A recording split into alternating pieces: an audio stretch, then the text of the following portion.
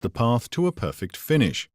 Make sure your flooring installation goes as smoothly as possible, which will save you time and materials. Installing your wooden flooring is simple, but before you begin, make sure you're well prepared. After that, just follow these simple steps. We'll demonstrate installation from left to right, but you can also work in the other direction. Start by measuring the room. This way, you avoid waste and having to work with lots of small, narrow pieces when finishing up. Small pieces will not only make the floor less attractive, but also less stable. Measure the width of the room and divide it by the width of one row of planks to find out how many whole rows of flooring you'll need. Divide the remaining measurement between two planks, which you'll lay at the edges of the room. Open up several boxes and check your planks for damage. If you encounter a floorboard that is cracked or damaged, don't throw it away. You can still use part of it as the first plank of a new row. Don't start directly against the wall. Most walls aren't perfectly straight, so you risk ending up with a less than perfect installation. Make a mark on the wall at both ends of the room where you'll place your first row.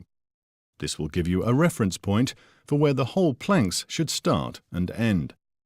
Follow this guide to make your floor straight. Start with a whole plank from the point you marked on the wall. Put spacers between your plank and the wall. This will give the floor room to expand and contract with changes in humidity. Measure the space that's left between this plank and the wall and saw the next plank to size. Don't fit this plank yet, but use the leftover piece to start your second row. Make sure this piece is at least 30 centimeters long. Fit another full plank on the second row. Go back to finish your first row with the piece you already sawed to size. Finish the second row and move on with row 3. After fitting 3 rows, go back and lay the split plank placed at the edge closest to the wall. To mark the saw line so that it follows the angle or curve of the wall, place the plank you want to saw on top of the first whole plank you laid and secure it with another plank. Pro tip: take a small leftover piece of plank. Saw off the tongue just to the edge, saw off part of the groove until you have exactly 10 millimeters left.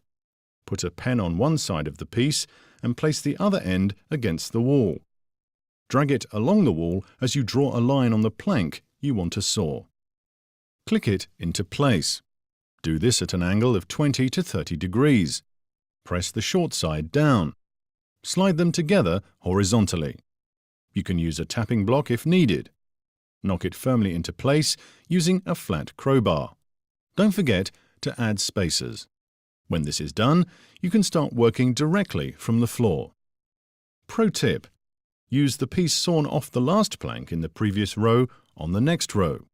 Keep at least 30 centimeters between the short ends in different rows. Remember, always keep an 8 to 10 millimeter gap between your floor and the wall. Use spacers. In places where it's tough to lay planks with the tapping block, you can tap them together with the crowbar and a hammer.